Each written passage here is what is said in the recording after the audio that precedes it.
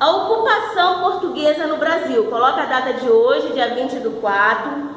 Como os portugueses vieram de caravelas, ocuparam de início o litoral das terras brasileiras e assim ficaram por muitos anos, poucos se arriscavam a adentrar as matas cheias de indígenas.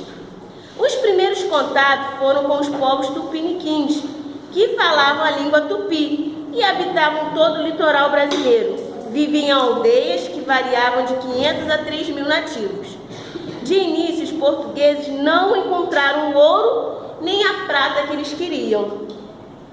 Portanto, construíram feitorias em diversos lugares do litoral brasileiro para explorarem os nossos recursos naturais.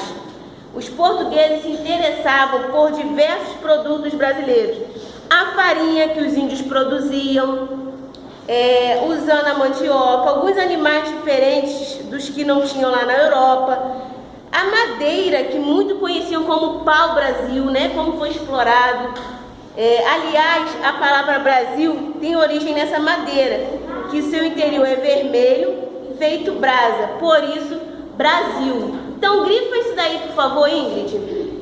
Essa partezinha do texto que fala a origem do nome Brasil, ó. A palavra Brasil tem origem nessa madeira. Que madeira? Pau-brasil. Então, a origem do nome do nosso país, né? Essa cor avermelhada era usada na Europa para atingir os tecidos e seu valor era muito alto. Isso chamou a atenção dos portugueses, que passaram a contar com o trabalho dos indígenas para cortarem, transportarem e armazenarem as histórias do pau-brasil nas feitorias de onde eram levados para os navios portugueses. A exploração do pau-brasil foi a primeira depredação das matas brasileiras. Vamos grifar essa parte aí também? A exploração do pau-brasil foi a primeira depredação das matas brasileiras. Enquanto alguns indígenas ensinavam os portugueses a sobreviverem nas matas, a caçar, a pescar, a preparar alimentos e conhecer os caminhos, os portugueses trocavam objetos e ferramentas que os indígenas não conheciam por trabalho no corte da madeira do pau-brasil. Esse tipo de troca era chamado de escambo. Vamos grifar? Esse tipo de troca era chamado de escambo e foi usado por muito tempo entre os portugueses e os indígenas. Em outros casos, os portugueses faziam acordos com tribos inimigas e organizavam guerras que resultavam na captura de muitos indígenas, que serviram de escravo para os homens brancos durante algum tempo. Vamos fazer a atividade da página 213. Coloca a data de hoje.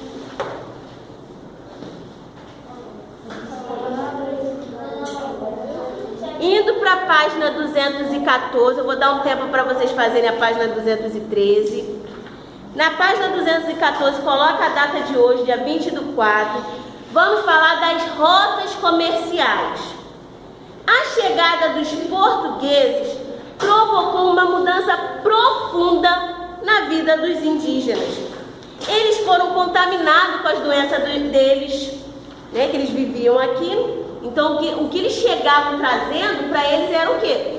Fatal, né? Eles não conheciam aquilo daí. Os índios se tratavam o quê? Com ervas medicinais, com as coisas tiradas da natureza. E como que eles iam por se cuidar de algo que eles não conheciam, né? Os portugueses tinham armas superiores e conseguiam fazer alianças com as tribos inimigas. Souberam aproveitar o que os indígenas ensinaram e tomaram conta do território indígena. A população indígena foi diminuindo com a chegada dos portugueses. Vamos sublinhar essa parte? A população indígena diminuiu bastante com a chegada dos portugueses. Aqui, ó. A população indígena diminuiu bastante com a chegada dos portugueses, até porque muitos deles morreram com as doenças trazidas pelos brancos, né, pelos portugueses. em fugir também quando tentavam ser escravizados, que não aceitavam estar fazendo aqueles trabalhos. Estes recebiam ordens de um rei do outro lado do Oceano Atlântico para ocupar o território que era necessário, pois outros reinos como a França também estavam de olho nas nossas terras para dominar o território brasileiro. Por isso o governador português resolveu enviar mais colonizadores, chefiados por Martim Afonso de Souza, que fundou em 1532 a cidade de quê? São Vicente. Isso, então, vamos sublinhar essa parte aí, ó. Martim Afonso de Souza, que fundou em 1532 a cidade de São Vicente, litoral de São Paulo, e iniciou o controle, aí só até São Paulo, e iniciou o controle sobre as terras brasileiras com o nome de quê? Capitanias hereditárias. Vamos sublinhar capitanias hereditárias. Aí tá aí, ó, um pedacinho aqui pra gente ler, ó, verdinho com menino. Capitanias hereditárias é a unidade administrativa do Brasil colonial sob o comando de um capitão mor. Terras doadas a portugueses nobres que eram responsáveis pela manutenção e colonização da região, sendo possível serem transferidas pessoas apenas por herança. Na página 215, de capitanias a governo geral. As capitanias eram lotes extensos de terras que foram doados pelo rei para os portugueses de confiança que pudessem iniciar a exploração e colonização das terras. No entanto, nem todas as capitanias funcionaram. As que se desenvolveram melhor foram a de Pernambuco, de Porto Seguro, Ilhéus e São Vicente. Nelas começaram a ser produzido o quê? A maior produção ali era o quê? De cana de açúcar. Sublinha aí a palavra cana de açúcar. Um produto já cultivado por portugueses em suas ilhas no Atlântico. Como a maioria das capitanias não funcionou, o reino português resolveu fortalecer mais o controle sobre as terras brasileiras. Por isso estabeleceram o governo geral. Assim foram enviados funcionários de Portugal com o objetivo de cuidar da justiça e arrecadar impostos. Vieram soldados, trabalhadores, artesãos e muitos outros trabalhadores e padres para catequizarem o quê?